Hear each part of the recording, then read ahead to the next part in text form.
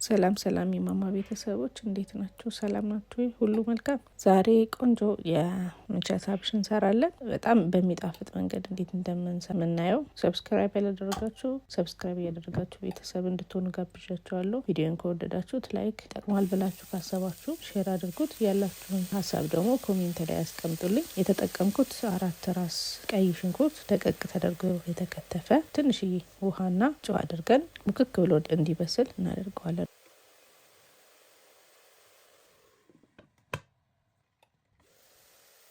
በደንብ ሲበስል እና እንደዚህ ቡናማ ከለር መሆን ሲጀምር ደግሞ የተወሰነ ትንሽዬ ዘይት እናደርግበታለን። በቅቤ ስለምንሰራው ዘይት አናበዛም። ከዛ ዘይቱን ካደረግን በኋላ ሽንኩርቱ ቡናማ ከለር እስከሚኖረው ድረስ በደንብ ያማሰልን እናበስለዋለን። እንደዚህ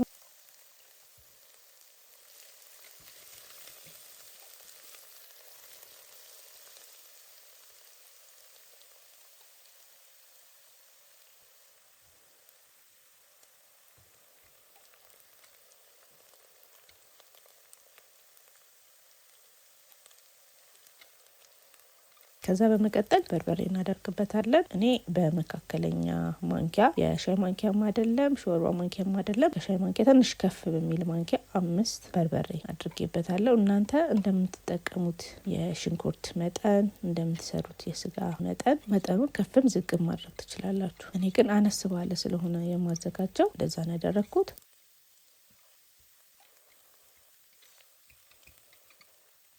ከዛ በደረቁ እያበሰልን እናየውና ቀስ እያልን ደግሞ የሞቀ ውሃ ጠብ እያደረግን እያላላ ነው እንሄዳለን ማለት ነው። እንደሱ እያደረግን በደንብ እናቁላለዋለን።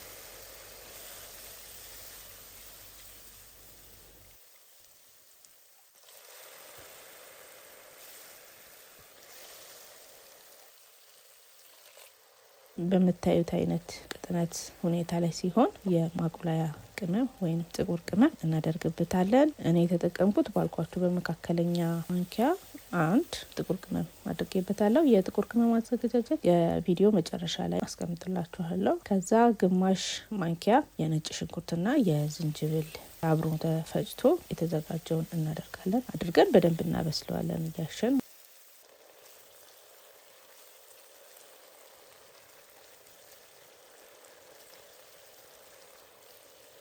በመቀጠል የምናደርገው ቅቤ ነው። 1 የሾርባ ማንኪያ ቅቤ እናደርጋለን። ምንቸት አብሽ በቅቤ ነው የሚሰራው። መጀመሪያ ላይ ሽንኩርቱን ለማብሰያ ነው የተወሰነ ዘይት የምናደርገው እንጂ በቅቤ ነው መብሰል ያለበት ስጋው። እንደዚህ ቀልጦ ከተዋሃደ በኋላ ስጋችንን እናደርጋለን። ስጋው በደንብ መታሸት አለበት። ጊዜ ወስዳችሁ በደንብ መታሸት አለበት። ይሄ ድቡልቡል ማለት የለበትም። የተያዘውን ሁሉ ጫን ጫን እያለን በደንብ መዋሃድ አለበት። ስለዚህ ጊዜ ወስዳችሁ እዚህ ላይ በደንብ አዋህዱት።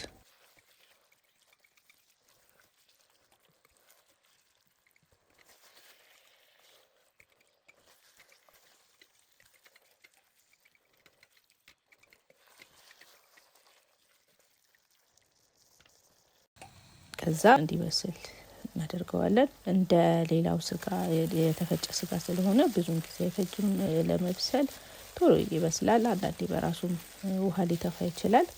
እሱንም በደንብ እናበስለውና እንደዚህ ቆንጆ ሆኖ ሲበስልልን ቀስ እያለን እያቀጠን ነው እንሄዳለን ማለት ነው በሙቅ ውሃ። እንግዲህም ወጥ ስንሰራ ስናቁላላም ጠብ እናደርገው ውሃ የሞቀ ቢሆን ጥሩ ነው።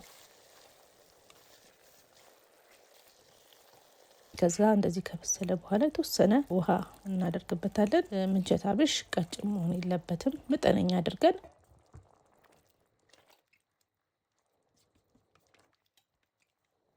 ጨው ለጣም እናደርግና እንዲንተከተክ እንተዋለን።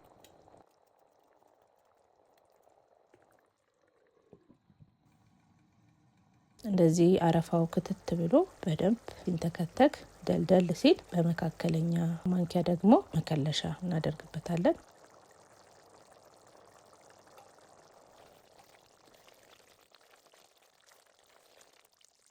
ከዛ በመቀጠል ትንሽዬ ቅቤ ግማሽ የሚሆን ቅቤ እናረጋለን። ብዙ ጊዜ ምንቸት አብሽ ቅባትም ይፈልጋል። ስለዛ ግማሽ ጨምሬበታለሁ።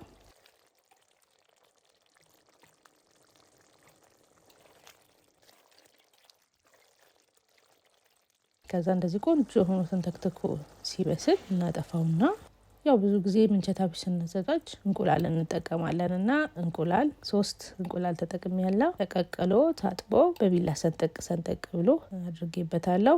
ቆንጆ በጣም የሚጣፍጥ ምንቸት አብሽ ነው፣ ሞክሩት። የዛሬ ቪዲዮ ይሄ ነው። በቀጣይ በሌላ ቪዲዮ እንገናኛለን። እወዳችኋለሁ። ቻው ቻው።